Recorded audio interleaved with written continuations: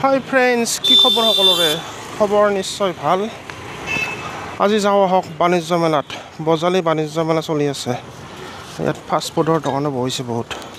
সেইফালে আগত বজালী বাণিজ্য মেলা, এই টেন্স মাৰ্কেটৰ মানে কাষতে এইফালে।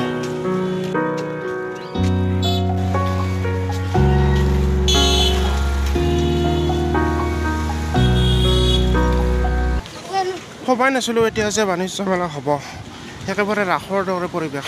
সেইফালে চেৰকি তেৰকি চব আহিছে। অনুভৱী তোমাৰি হৰণ জোনাকী সন্ধিয়াৰ সেমেকাই মন উজাগৰি নিশা তোমাৰি আগমন জোনাকী আকাশত উমলে মন।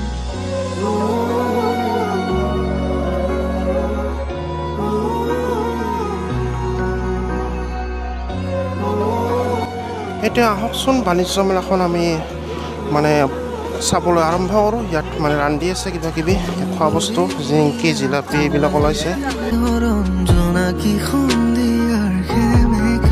ক্ৰয় বিক্ৰয় চলি আছে আৰু এতিয়া কোনফালে যাম কোনফালে নাযাম তেনেকুৱা লাগিছে। মানে এইফালেও যাব পাৰি, এইফালে গৈ চাওঁ এবাৰ। বিভিন্ন দোকান আছে ইয়াত। এইবিলাক হৈছে ষ্টেচনাৰীৰ দোকান আৰু এইফালে কাপোৰৰ দোকানো আছে বহুত।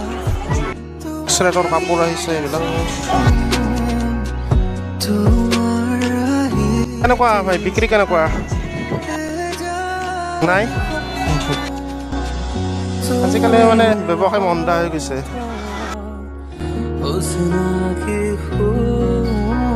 টেক্স লগাই দিছে, এতিয়া বস্তু বাহানিৰ দাম বাঢ়িছে, সেইকাৰণে বহুত দিগদাৰ হৈছে।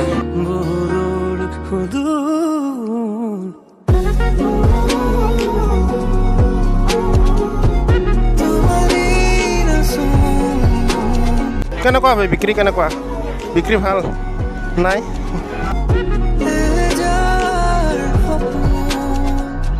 বিক্ৰী নাইয়ে,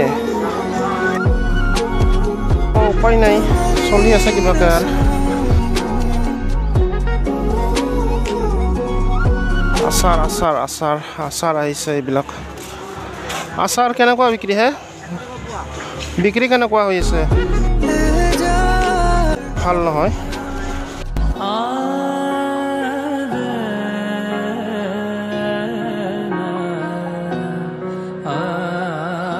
এইফালেও গ্ৰাহক আছে বহুত।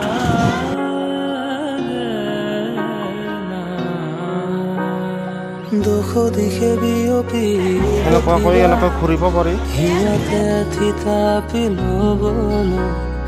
শুনাচোন ৰোৱা কিছু সময় আছে বহু কথা কবলৈ, কিছু কথা প্ৰেমৰ ভাষা সাঁচি থোৱা বহু আগৰে পৰা অনুমতি হ'লে।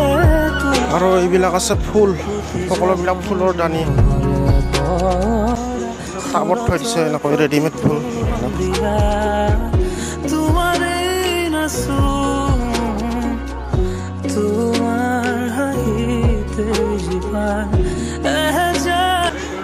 এতিয়া সেইফালে আহিছে সৰু ল'ৰা ছোৱালীৰ কাৰণে আহিছে, চেৰকি তেৰকি আহিছে সেইবিলাক। মানুহ সন্ধিয়ালৈ হ'ব, অলপ বেছি মানুহ হৈ যাব।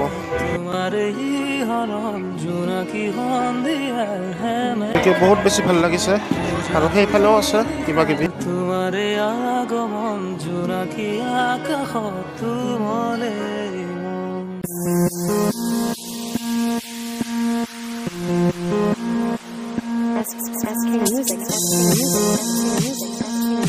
মন্দিৰৰ নিৰ্মাণ কাৰ্য চলি আছে।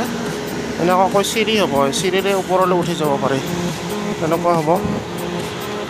আৰু সেইফালে খালী ঠাইখিনিত বা কি কৰি আছে চাওঁ। আৰু সেইফালে ল'ৰা ছোৱালীবিলাকে খেল ধেমালি খেলি আছে সেইফালে ফিল্ডখনত, তাতে হৈ ৰাস। আৰু এইফালে এনেকুৱা পৰিৱেশ সুন্দৰ। চেৰকি আহিছে কিন্তু নাই, মানুহ বৰ্তমান নাই। পৰিৱেশটো অতি সুন্দৰ লাগিছে।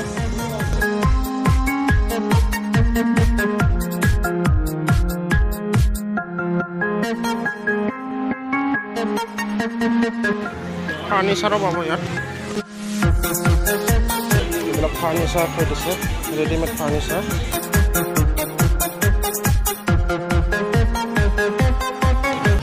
গতিকে ফ্ৰেণ্ডছ আজিৰ ভিডিঅ'টো এইখিনিতে সমাপ্ত কৰিবলৈ ওলাইছোঁ যদিহে নতুনকৈ চাই আছে চেনেলটো ছাবস্ক্ৰাইব কৰি দিব থেংক ইউ ছ' মাছ